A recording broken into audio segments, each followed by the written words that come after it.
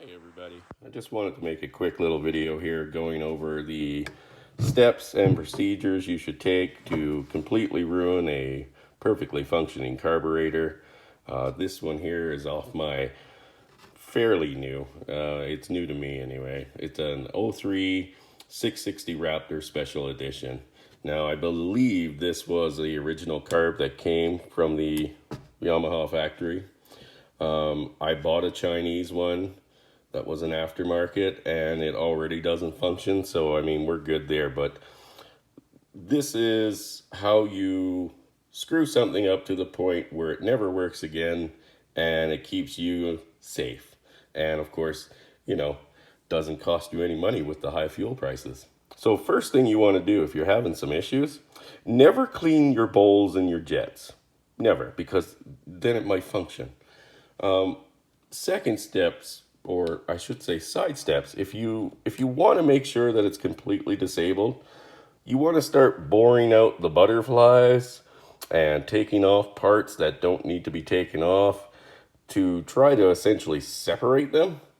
Because these are pressed together on a main shaft, you'll never get them apart and you will have done all this for nothing.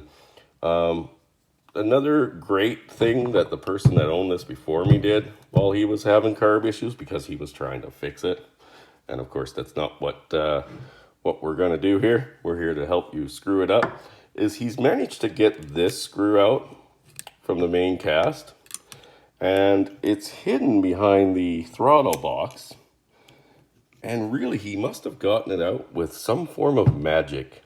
I believe magic or sorcery of some kind, because you can't really get this son of a gun out without taking off this outer housing. And this part is pressed on as well. Sorry, went a little too low there, but this part is pressed on as well.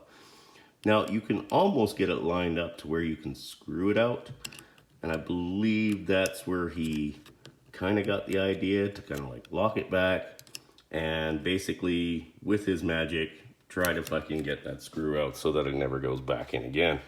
And like I said, never cleaned the bowls or the jets, and now this thing may never run again. And of course, if you're buying aftermarket, there's a good chance they'll never run anyway. The Chinese aftermarket ones are garbage. Most of the Japanese ones are garbage too, so it really doesn't matter where you get them.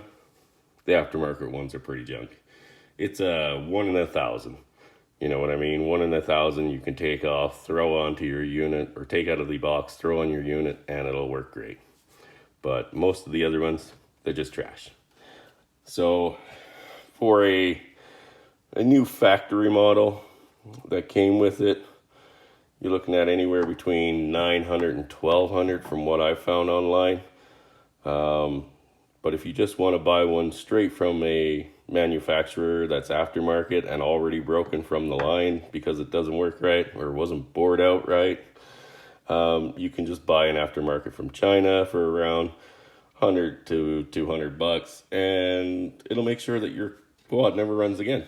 So, this is the how-to video on how to make sure you're safe, you're saving fuel costs, and of course your unit is never going to run again. Follow these tips on what this gentleman who had it before me did, and your unit will guarantee to never run again, or will be guaranteed to never run again, and you'll be safe.